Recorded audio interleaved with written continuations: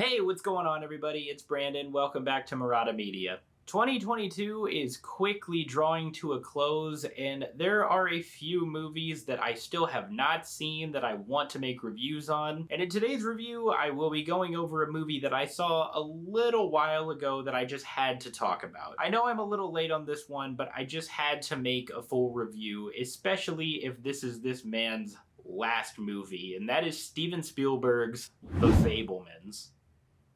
In The Fabelmans, we follow a young man named Sammy Fabelman who is based on Steven Spielberg himself. And soon, young Sammy realizes his love of filmmaking, and along the way, he discovers a very dark family secret. This is a loose interpretation of Steven Spielberg's life growing up, discovering his love of filmmaking, and eventually becoming one of the, if not the greatest living film director today. But like most people, I'm a huge fan of Steven Spielberg. This man has made banger after banger after banger after banger. He's not perfect, he's had some clunkers along the way as well, and some other movies that a lot of people seem to enjoy that I personally was not as fond of. But I don't think Spielberg has ever lost his edge. He's just experimented with new things, and I don't think there's any better example to show that Spielberg has not lost his edge than his version of West Side Story from last year. But when I saw that Spielberg was the latest person to jump on this bandwagon of telling the story of his childhood, yeah, I was sold.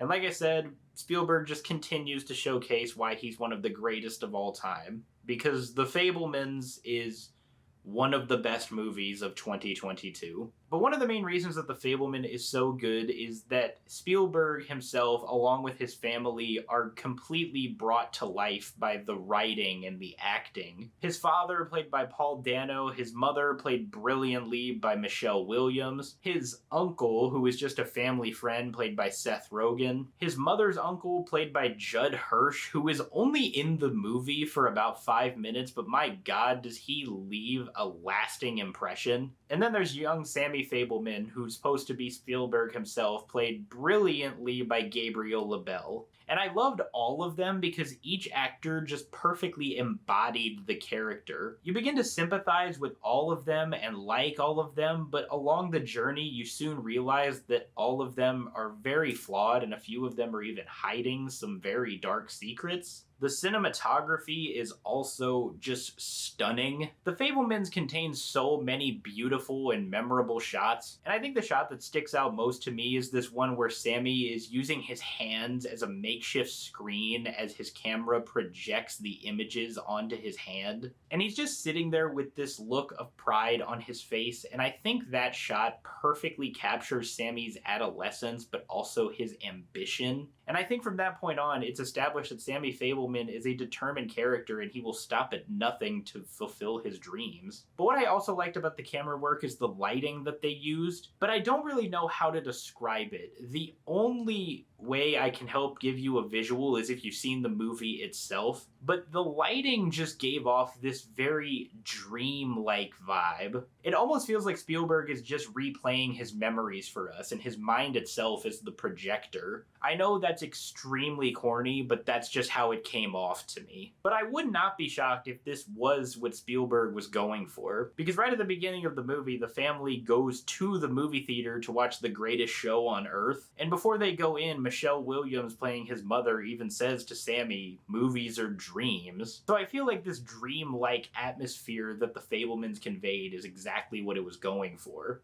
But what can you say about Spielberg's direction other than it's just simply brilliant? Like I said, each scene just feels like a very meticulous moment that he remembers perfectly, and he's just projecting it straight from memory for us to watch. And Spielberg once again teamed up with his old buddy John Williams for this movie's score, and my god, does it pay off. The main theme, which is named after the movie, is so simple, yet it's memorable. It's just a very simple piano ballad, but I've listened to it so many times since I've watched the movie. I just love it. It's beautiful. But since this is a movie about filmmaking and the love of the art of filmmaking, there are a lot of scenes that include Sammy Fabelman making his own movies. And these moments were some of my favorite moments in the entire film. Because like I said, the cinematography in this movie is stunning, but just these movie sequences are so well thought out and directed. There is a moment where Sammy is in the desert with a bunch of his friends and they're making their own war film.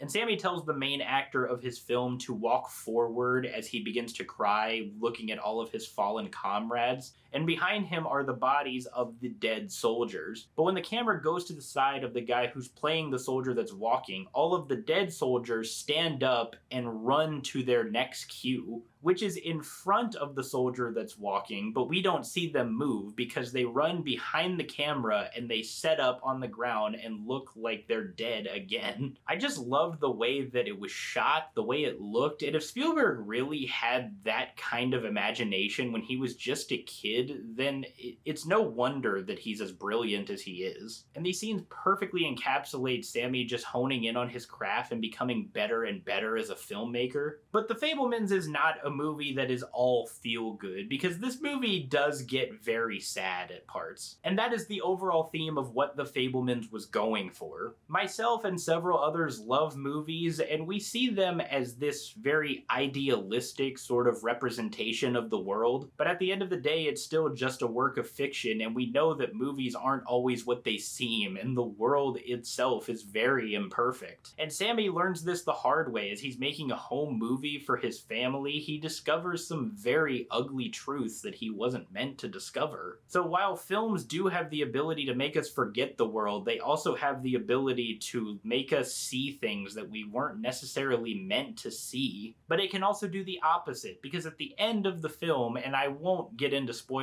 but there is a great scene where Sammy is showing off a movie he made, and it makes something that's horrible that he's experienced seem fantastic. It really showcases just how things like film and media really distort our perception of the world. The Fabelmans is also not without its fair share of laughs, because this movie did make me laugh quite a bit. There are a lot of very meta lines that are spoken that kind of poke fun at the movie itself. There's even one line at the end that fully acknowledges the existence of the movie The Fabelmans. And also at the end, without getting into spoilers, there is a phenomenal cameo that really made me laugh out loud. But the one thing about The Fabelmans that really bothered me is that the third act felt very melodramatic and sappy. It just felt very cheesy. The line delivery, the storylines felt like something that you would see in an old sitcom. And The Fabelmans has its moments where it pulls it off, but then there are other moments that feel a little too ridiculous. But the note I want to end on is a lot of criticisms that I've heard of this movie. I've heard a lot of criticism saying that The Fabelmans is nothing more than an Oscar bait movie. And while I definitely can understand that criticism, because there have been similar movies the past few years that seemed like they were very Oscar baity. Movies like Belfast from Kenneth Branagh last year, even though I liked that movie, it did come off kind of Oscar baity. But the entire time I was watching The Fabelmans, at no point did I ever feel like this movie was made for hardware. Steven Spielberg has won more than enough accolades in his life, so I don't think that he's going to wait until the twilight of his career to try to make something that's meant to win awards. Now, don't get me wrong, this movie is going to be nominated for a lot of awards, and it's going to win a lot of awards.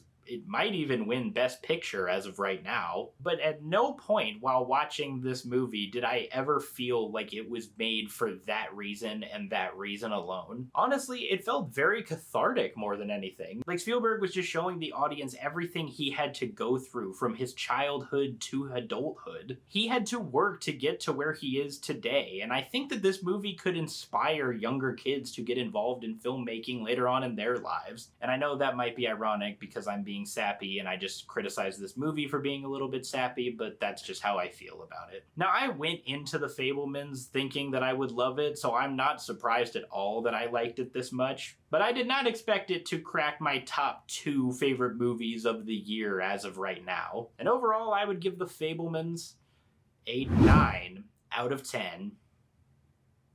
Hey everybody, thank you so much for watching my review of The Fabelmans. If you guys saw this movie, let me know what you thought about it. Did you love it? Did you hate it? Did you think it was slightly Oscar baity? If you guys like this review, be sure to hit that thumbs up and do not forget to subscribe. If you want to see my previous reviews, I will link those right over here. Other than that, I hope you all have a tremendous rest of your day, and I will see you all next time.